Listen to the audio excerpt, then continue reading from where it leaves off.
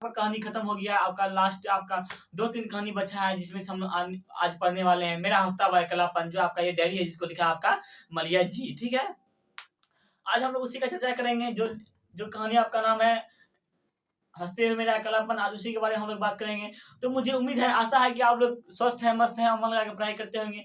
तो आपका फिर से वेलकम है इस प्यार भरा चैनल, खूबसूरत सा चैनल शिक्षा संग्राम में।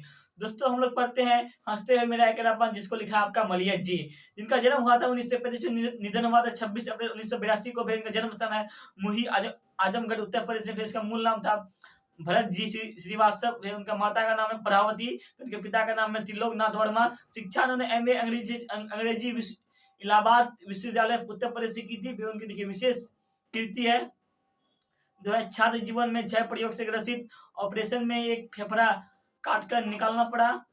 फिर शेष जीवन में दुर्बल स्वास्थ्य और बार बार अस्वस्थता के कारण दवाओं के सहारे जीते रहे। कौन?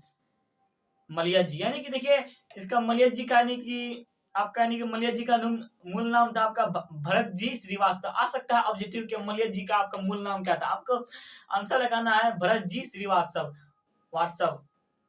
फिर आपका देखिए यहाँ का इसका बहुत महत्वपूर्ण पॉइंट है कि ये स्वभाव से मुड़की, गंभीर, एकांत पीड़ित तथा मितभाषी थे, यानी कि कम बोलते थे। शमशेर बहादुर सिंह और विजय देव नारायण शाही से इसके विशिष्ट संपर्क थे। उन्होंने डायरी लेखन को जीवन जीने के जैसे अपना रखा था। ये 16 वर्ष की आयु से डायरी लेखन करने लगे थे तथा अपने जीवन की अंतिम काल तक डायरी लेखन करते थे। यानी कि इन्होंने 16 वर्ष की उम्र से ही डायरी लिखना प्रारंभ किया और जीवन के अंतिम समय तक इन्होंने डायरी को लिखा।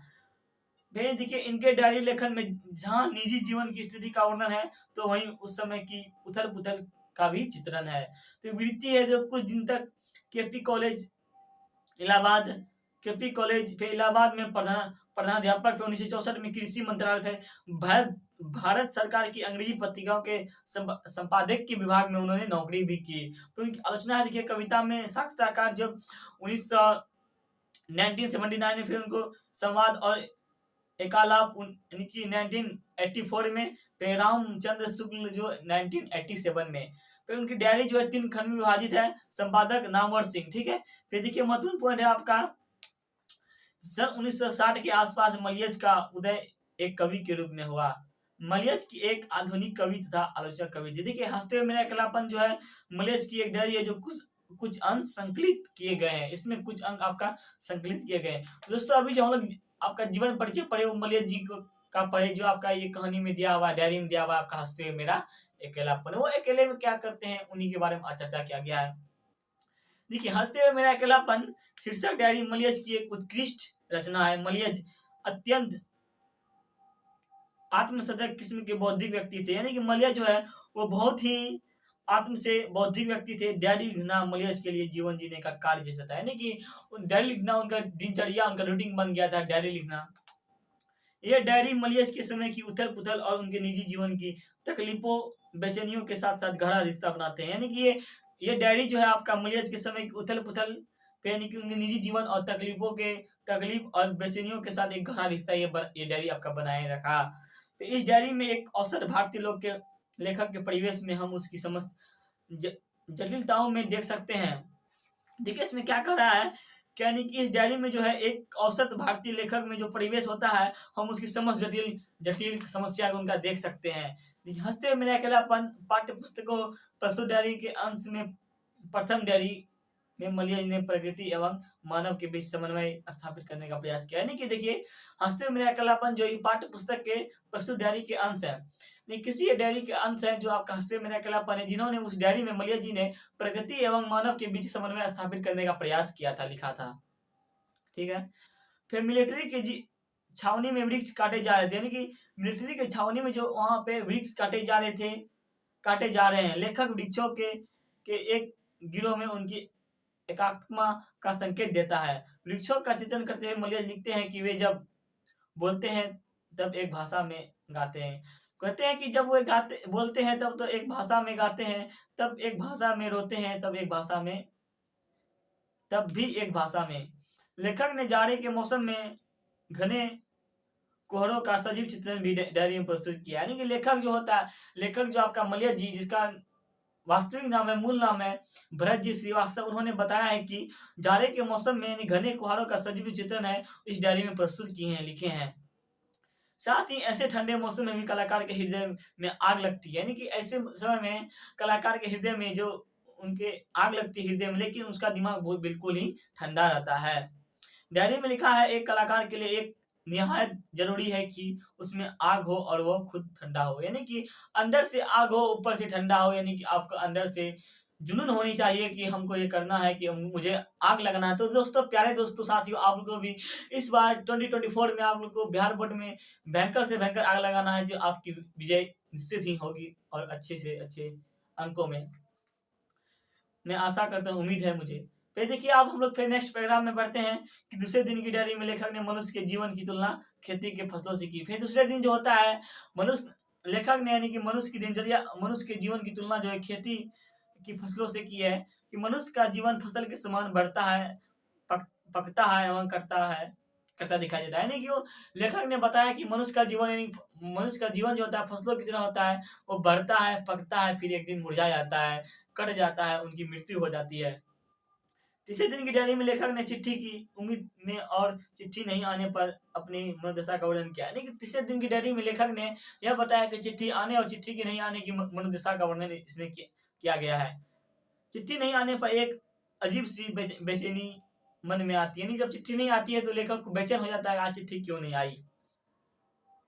कि एक लेखक कितना सरल एवं मिलनसार होता है, एक लेखक यानी कितना अच्छा और कितना मिलन और कितना स्वभाव के अच्छे होते हैं, उन्हीं के बारे में चर्चा किया गया। अपनी रचनाओं पर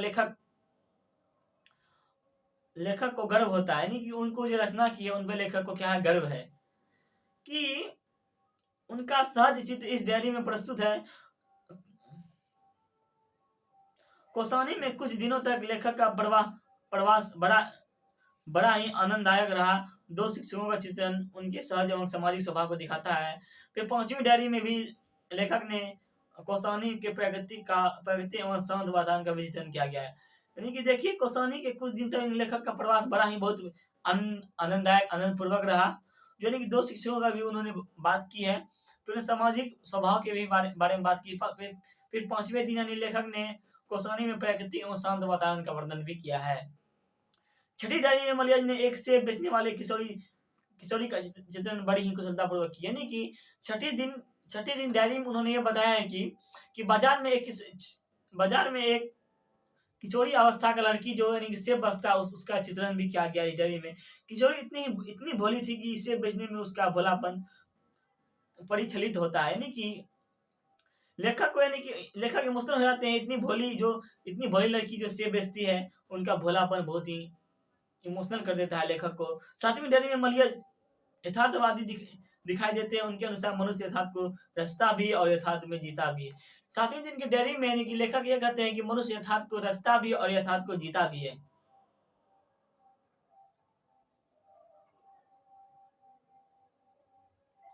फिर देखिए क्या उनके अनुसार रचा हुआ यथार्थ भोगे हुए यथार्थ से अलग है। यानी कि उनके द्वारा जो यथार्थ रह जाता है, उनके भोगने वाले यथार्थ से वो बिल्कुल अलग होते हैं। बाल बच्चे हुए यथार्थ हैं, वे सांसारिक वस्तुओं का भोग करते हैं। यानी कि वो सांसारिक वस्तुओं का भोग करते हैं। मलिया ने लिखा है, हर आदमी उस संसार को रचता है जिसमें वो जीता है और भोगता है। यानी कि मलिया जी आपका भरत जी श्रीवास्तव कहते हैं कि यानी जो आदमी इस संसार को रचता है वो उस संसार को जीता है और उस संसार के कष्ट को भोगता है। आदमी के होने की शर्त यह रचता जाता है, भोगा जाता है, संसार ही है। उनके अनुसार रचने और भोगने का रिश्ता द्वंद्वात्मक रिश्ता है। यानी कि लेखक ये कहते हैं कि आदमी के होने का शर्त यह रचता जाता है कि भोगा जाता है, संसार ही। उनके अनुसार रचने और भोगने का रिश्ता एक दूसरे से मिला हुआ रिश्ता है। 8वीं डायरी में लेखक ने शब्द में अर्थ के बीच निकटता का वर्णन किया। यानी कि 8वें दिन लेखक ने डायरी में अपनी यानी कि निकट की वस्तुओं के बारे में चर्चा किया। लेखक का कहना है कि शब्द अधिक होने पर अर्थ कम निकलते हैं। यानी कि लेखक का ही कहना है क्या कि शब्द यानी कि अगर आपका शब्द अधिक होता है तो उसका मीनिंग बहुत ही कम निकलता है। और अर्थ की अधिकता में शब्दों की कमी होने लगती है, यानी कि और अर्थ की अधिकता में जो होता है, अगर आपका अर्थ मीनिंगफुल रहेगा तो उसका शब्द बहुत ही कम रहेगा। अर्थ शब्द अर्थात शब्द अर्थ में बदल जाते हैं, जो शब्द होता है वो अर्थ में बदल जाते हैं। नवी डायरी में लेखक ने सुरक्षा पर अपना विचार व्यक्त किया है। फिर यानी कि व्यक्ति की सुरक्षा रोशनी में हो सकती है, यानी कि फिर नवी की डायरी में लेखक ने अपनी सुरक्षा के बारे में विचार किया है। फिर व्यक्ति की सुरक्षा रोशनी की तरह होती है, अंधेरे में ही नहीं, अंधेरे में सिर्फ छिपा जा सकता है, यानी कि अंधेरे में ही नहीं बल्कि अंधेरे में छिपा भी जा सकता है। सुरक्षा तो चुनौती को झेलने से ही हो, सुरक्षा जो होता है वो चुनौती को झेलने से ही है, बचाने में नहीं। अतः आक्रामक व्यक्ति ही अपना सुरक्षा कर सकता है, बचाव करने में व्यक्ति असुरक्षित हो जाते हैं, यानी जो आदमी बचते हैं वो असुरक्षित हो जाते हैं, वो अनसक्सेसफुल हो जाते हैं। फिर उन्होंने 10वीं दिन की डायरी में कहा है कि लेखक ने रचना और दस्तावेज में भेद एवं दोनों में पारस्परिक संबंध की रचना भी की है, चर्चा भी की है, यानी कि 10वीं दिन की डायरी में लेखक ने अपने रचना और दस्तावेज के भेद एवं दोनों में पारस्परिक संबंध के बीच चर्चा इस डायरी में उन्होंने की है। फिर लेखक के अनुसार दस्तावेज रचना का कच्चा माल है, यानी कि लेखक के अनुसार जो होता है वो दस्तावेज जो होता है वो कच्चा माल है, ठीक है।